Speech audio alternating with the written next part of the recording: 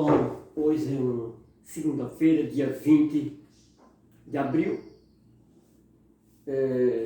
Estou dando sequência a essa história relatada pelo seu Pedro, que vai se afunilando cada vez mais agora. As coisas ficam um pouco meio enigmáticas, mas digamos assim, elástica.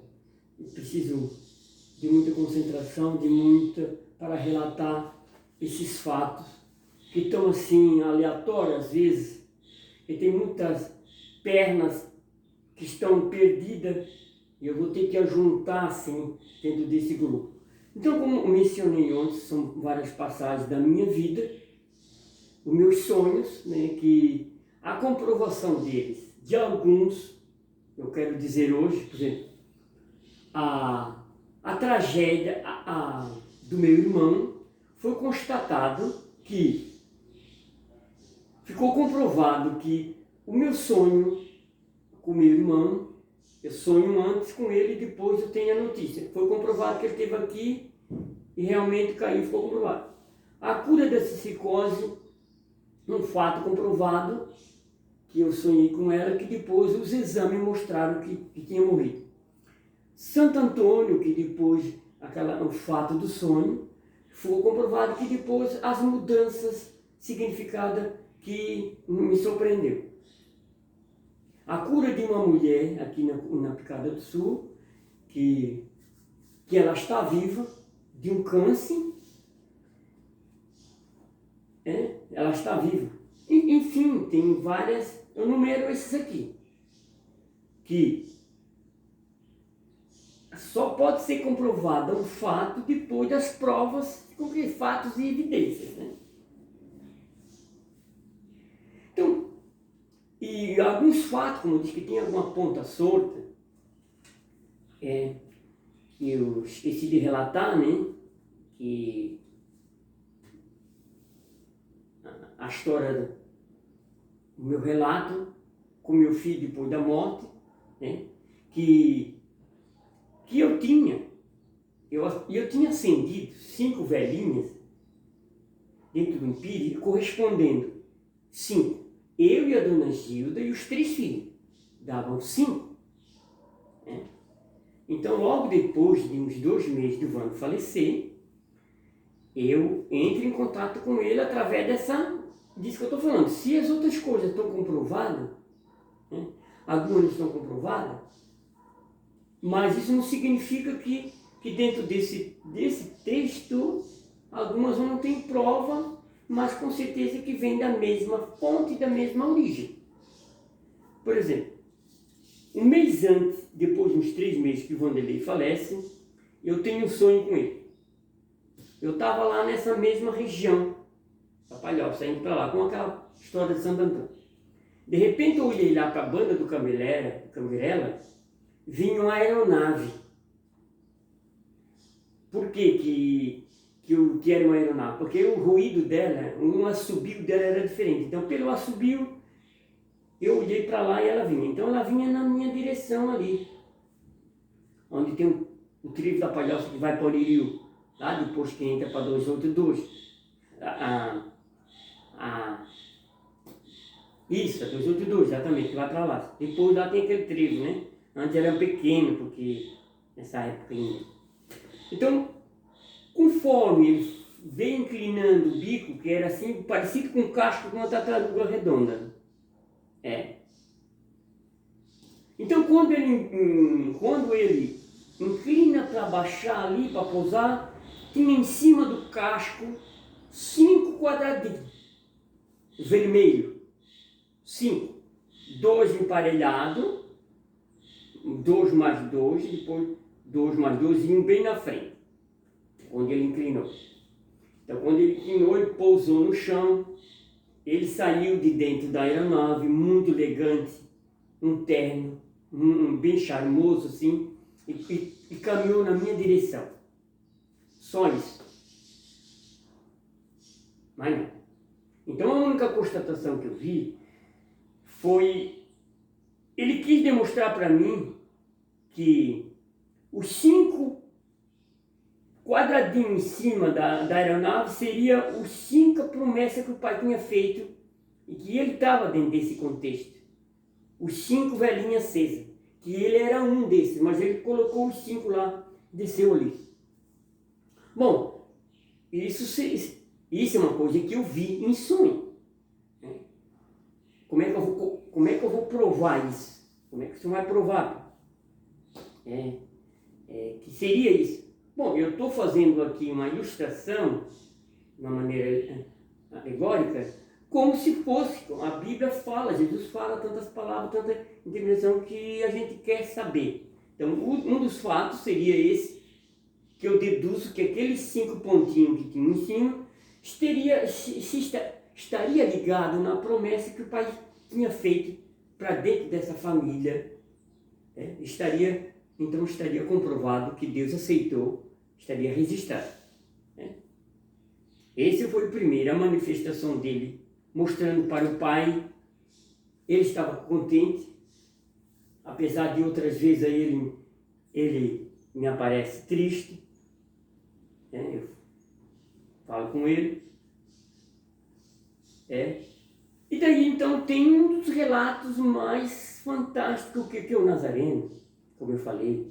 Isaías é o homem feito, personagem, o homem decidido, os pés no chão, ele decide, tem caráter, tem princípio, tem moral, tem ética, tem profissional. Um homem que tem essas qualidades. O Nazareno, ele é o Nazareno, ele é o cordeiro. O Nazareno é o... E assim, quando eu brigava com ele desde pequena, a mãe, ele olhava assim, ele ficava ali quieto, né? Fazia uma cara assim, Nazareno. Ele era muito gordinho. Então o Nazareno é o homem submisso. Lembra que eu tinha um cachorro que eu disse que eu arraiava com ele? Ele deitava no chão e o outro fazia careta para mim, dava de mão para fora. Então o Nazareno é o homem pacífico.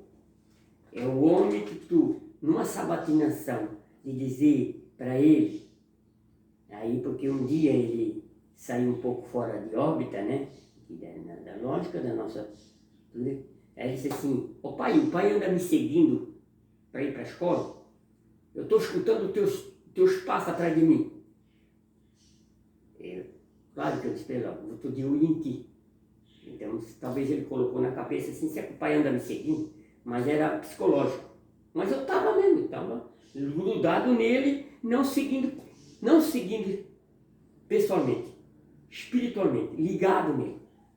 Então, esse Nazareno é o homem que ele não questiona. O Nazareno é o homem ativo e passivo. Agora, eu não posso dizer isso, porque eu não tenho muito aprofundamento nessa psicologia de teologia. Eu não estudei teologia. Isso é o que eu constato no Nazareno. E ele tem, quando ele falou para meu pai, a mãe me procurou lá em casa. Ele morava lá no outro Cansaço, dizendo que não achava a casa dela. Foi pedir para o Nazareno. Não sei que ela foi pedir para os outros, foi pedir para o Nazareno. Por quê? Porque o Nazareno era aquele homem que escuta, é o homem que está na escuta. E ela sabia que sempre quando ela falava com o Nazareno nunca falava uma palavra. Então, a mãe sabia com quem era assim, com quem eu vou conversar agora. Foi procurar o Nazareno. Aí o Nazareno disse assim, mãe, eu vou levar a senhora lá. Aí, ele teve outras manifestações com a mãe. O Nazareno é o único que tem herdado do pai essa característica. De outra maneira. Então, aí Nazareno, porque eu converso muito com o Nazareno sobre isso. Os Isaías e Nazareno não. Os Isaías e Vanderlei, eu não falava sobre isso.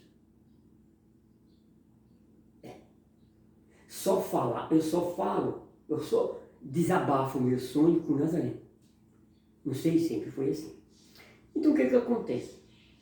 esse menino que amava aquele irmão, é um amor incondicional, os dois, não era por uma ironia do destino, não é ele que vai identificar o irmão lá. Ele disse, pai, quando eu estava indo, a minha mãe disse, filho, vai devagar, porque não dá mais tempo. A mãe disse para ele. Então, ele disse para mim assim, pai, eu tive um sonho assim. Estava nós, todo mundo. Todos estavam juntos. Aí comecemos a subir um degrau. O Vanderlei sempre na frente com ele. Vocês estão entendendo? Quem é que o irmão... Tá, eu estou contando a história aqui, mas eu estou contando a história real.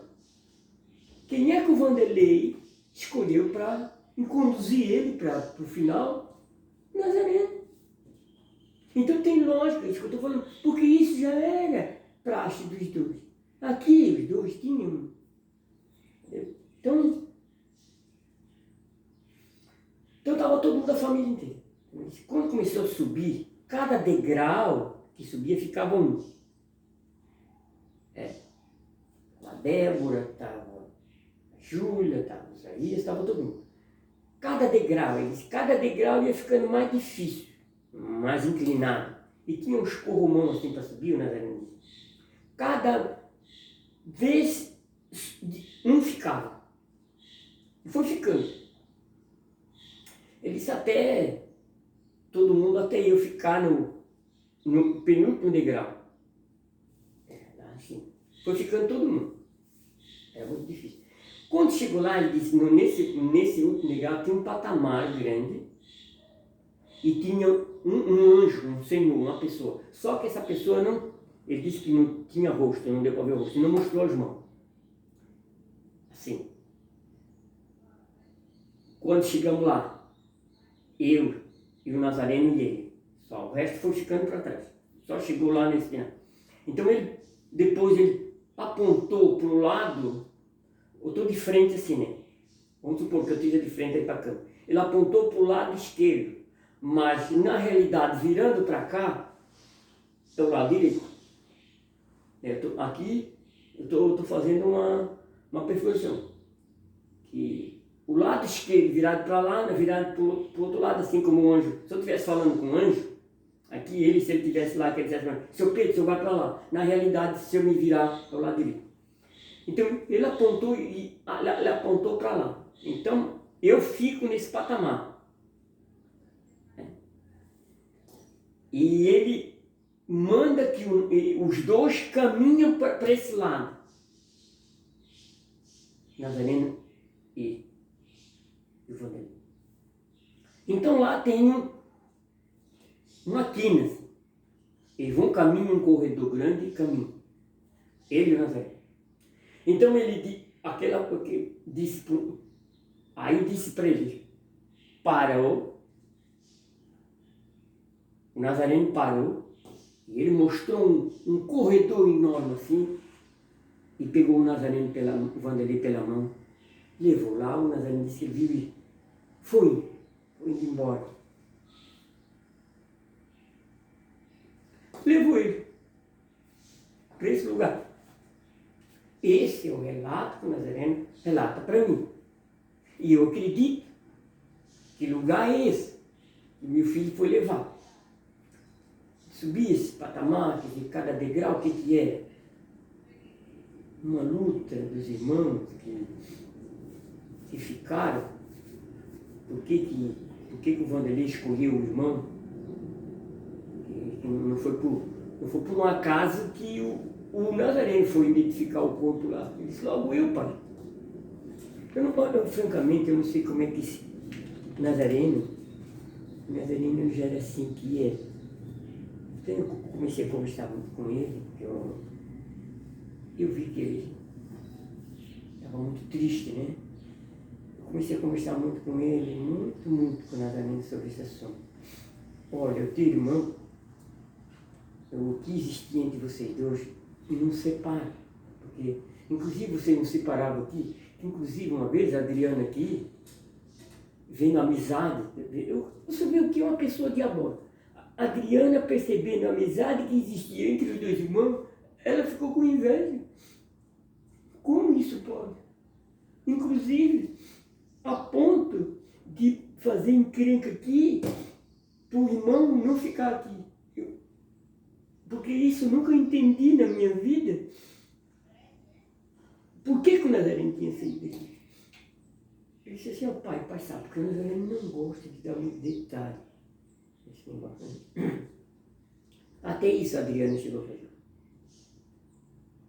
Porque a minha ideia era assim, eu tinha feito aquele ali atrás, eu sou igual uma coruja ou uma galinha choque. Sempre quis que todo mundo ficasse aqui. Eu disse, eu não quero me interessar se a briga, eu quero. Ó, respeita um desejo meu.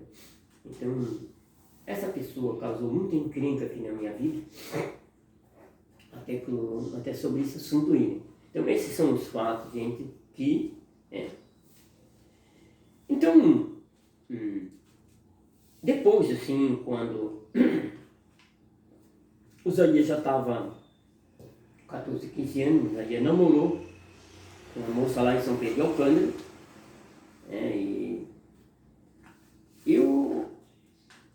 o Wanderlei, ele, nesse ponto aí, o Wanderlei, o Wanderlei não foi pro Kelly. Não, acho que não. O Wanderlei ainda era menor. Né? Quem foi pro Kelly foi o Isaías e o Nazareno. E lá, porque o Isaías é um menino que nem café, ele não toma. Uma pessoa que nunca fumar. Assim, ele nasceu imune. Eu não sei o que aconteceu lá, no Kelly. Eu e a dona Gilda, nós fomos pro bailão lá na Palhoça, lá no Guarani. E os dois foram pro Kelly. Lá foi um pessoal aí, lembra aquela menina também do seu Luiz, que faleceu naquele acidente lá, uma tragédia também, né? A Kombi tombou lá, aquela menina da idade dos Isaías, né? Ela saiu para fora e a Kombi virou em cima. Tinha uma porção de gente dentro. Então, a sorte, gente, que o Nazareno estava lá. Não sei, eu desconfio que alguém tenha botado alguma coisa na bebida, porque o Isaías não tomava, dentro de um guaraná, alguma coisa. Eu desconfio de uma pessoa, mas eu não posso desconfiar, não posso falar aqui. Quem foi com ele, dois, daqui que foi. Gente, o Isaías tinha terminado com essa namorada e tinha ido para lá para reconciliar. Daí que eu sei para ele, vai lá, meu filho. Porque um domingo nós tínhamos lá navegando na casa do meu irmão, fomos tudo lá, estava tudo bem. E depois, não sei o que aconteceu, ele foi lá para reconciliar. E não sei se ele bebeu ou não, mas aí no seguinte, nesse episódio, o Isaías entra num ônibus, o ônibus anda uns quilômetros lá e o Isaías salta do ônibus, andando. O Isaías perde a noção. Pode ser até que provocando-se uma dosagem de bebida, o Isaías entra naquela órbita que eu falo, que eu saí algumas vezes. A única pessoa que não apareceu essa patologia foi o Wanderlei, o Nazareno. Mas o Isaías apresentou essa vez essa ausência de lapso da realidade. Mas eu tenho para mim que isso foi provocado por alguma coisa que botaram na bebida. O Wanderlei não, o Wanderlei apresentava essa patologia porque bebia. Né? O Isaías não. Então, depois desse episódio, se não tivesse sido, o Isaías ficou descontrolado, perdeu. A gente levou ele no neurologista, no médico, fomos fazer os exames. Ele disse, olha, aparentemente seu filho não tem nenhuma patologia. Mas vamos acompanhar ele, a senhora fica de olho, mas foi um único episódio que eu posso relatar na vida de Isaías, foi isso aí. Essa coisa lá do São Pedro de Alcântara do Quero, que ele salta do ônibus andando. A única só. É?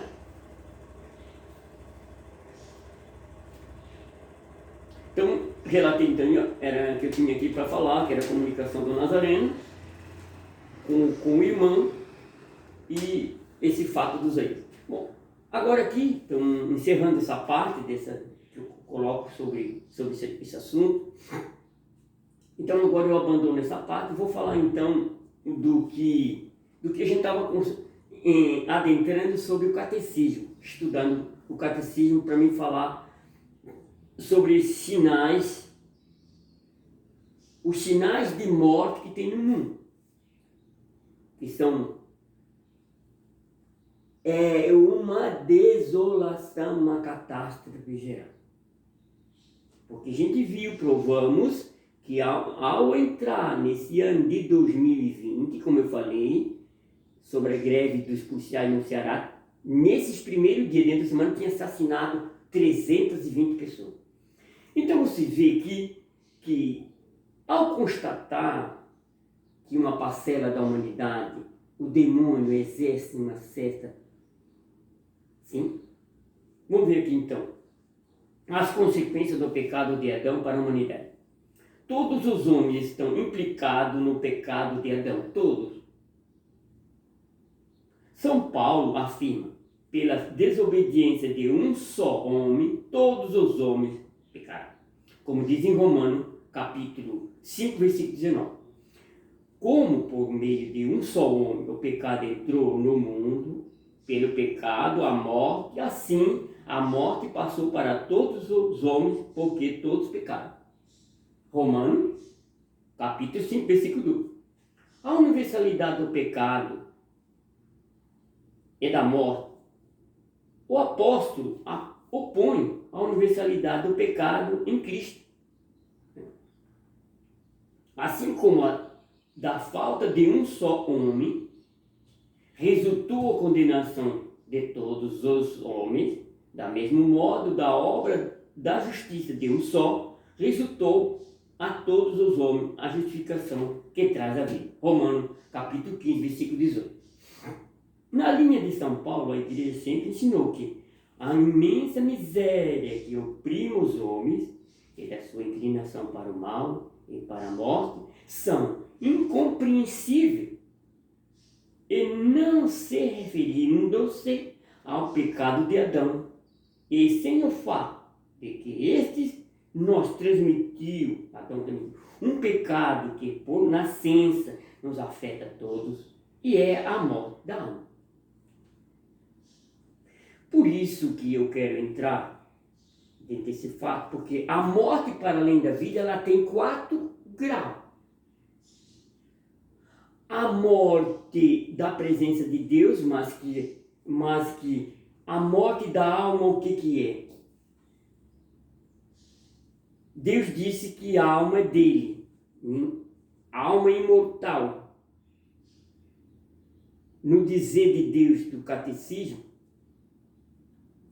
existe uma segunda morte mesmo? O que é a morte da alma? Então você não vai ser julgado?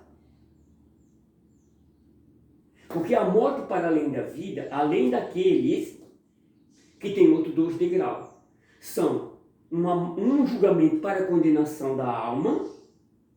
Então, dizer que aqui, então, quer dizer que essa alma, depois de ser condenada, ela morre? Minha Nossa Senhora, será isso? Bom, depois os estudiosos podem fazer isso aí, quem sabe algum dia vai vir a hora. Quer dizer que, então, aqui a segunda morte, dizendo assim, vamos supor, eu ressuscito para a vida eterna. Por exemplo, eu tenho que morrer e ressuscitar para além da vida. Além, quer dizer, a imortalidade eterna. Mas que haverá um julgamento para essa alma. E essa alma, Deus mata a alma? Ou ela já é morta antes? Como é que é isso depois da morte? Bom, Se não existe evidência de vida, não tem nada que condenar. Vamos supor. Em razão desta certeza da fé, a igreja ministra o batismo para a remissão dos pecados, mesmo as crianças que não cometeram pecado pessoal. De que maneira o pecado de Adão tornou-se pecado de todos os seus descendentes? Que maneira? A desobediência. O gênero humano inteiro é em Adão. Como um só corpo de um homem, em virtude desta unidade, o gênero humano, todos os homens estão implicados no pecado de Adão, como todos estão implicados na justiça de Cristo. Contudo, a transmissão do pecado original é um mistério que não somos capazes de compreender plenamente. Somente, porém, pela revelação que Adão havia recebido, a santidade e a justiça original, não exclusivamente para si, mas para toda a natureza humana. Adão tinha recebido algo, não para ele. Ao cederem ao tentador, Adão e Eva cometeram um pecado pessoal. Mas esse pecado afeta a natureza humana, que vão transmitir em um estado de decaído. Está lá o sêmen contaminado, no caso de Adão, após o pecado. Antes do pecado, vamos supor, os filhos que nascessem de Adão e Eva seriam imortais? Sim. O homem não precisava passar por aquele suplício, cair na terra, ser carcomido, o seu corpo. Gente, nós só vamos ser carcomidos, virar pó, por causa do pecado. O homem não caía no esquecimento, não haveria ruptura entre a alma e o corpo.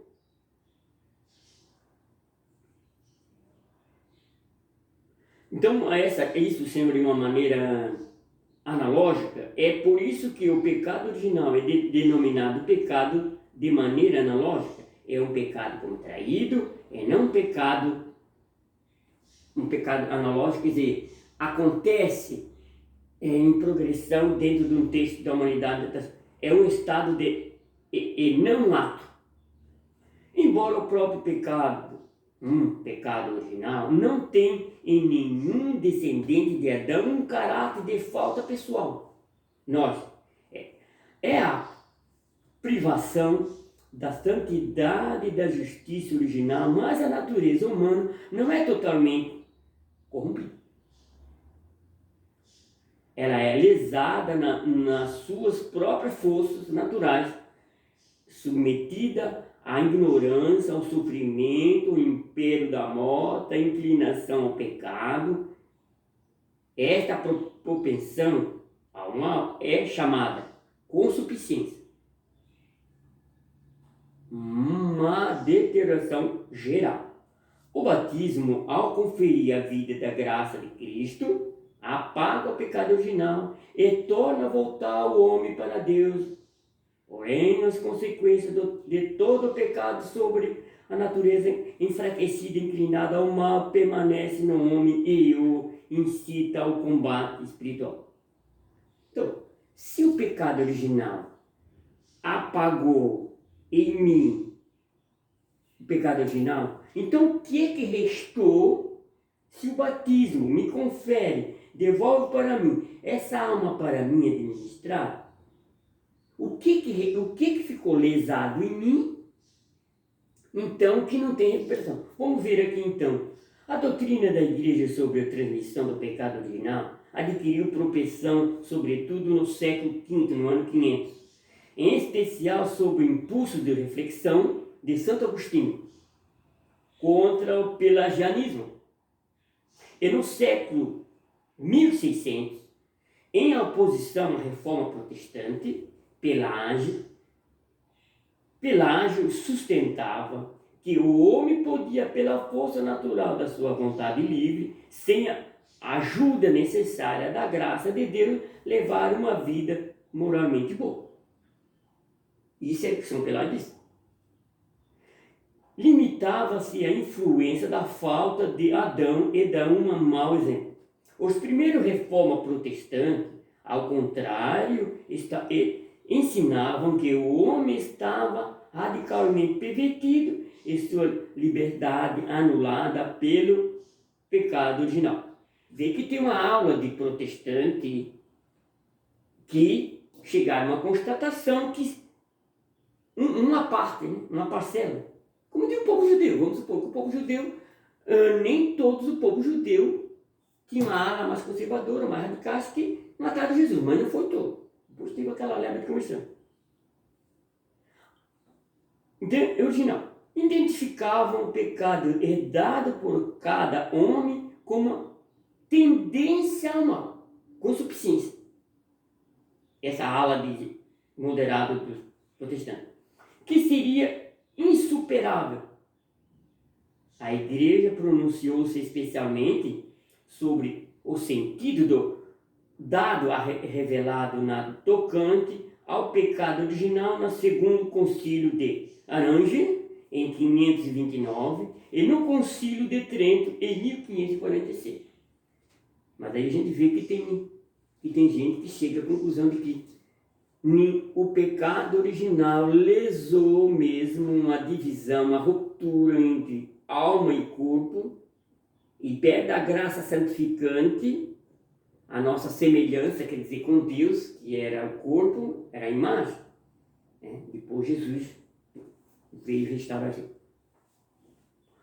Então, esse duro combate, a doutrina sobre o pecado original, ligada à doutrina da redenção, através de Cristo, propicia um discernimento lúcido sobre a situação do homem e sua ação no mundo. É a única referência que nós podemos ver. Pelo pecado dos primeiros pais, o diabo adquiriu uma certa dominação sobre o homem, embora este último permaneça livre. Deus permitiu que o diabo, mesmo condenado, pudesse agir. Permanece livre para atuar na obra de Deus. Esse é o mistério. O pecado original acarreta a servidão debaixo do poder daquele que tinha o império da morte. Isso é, o diabo. O diabo mantinha o homem morto sobre seus domínios, pela mentira pregada lá no paraíso. Para isso Jesus veio desmascarar o diabo. Ignorar que o homem tem uma natureza lesada, inclinada ao mal, dá lugar a graves erros. Essa foi pelagiana que dividiu.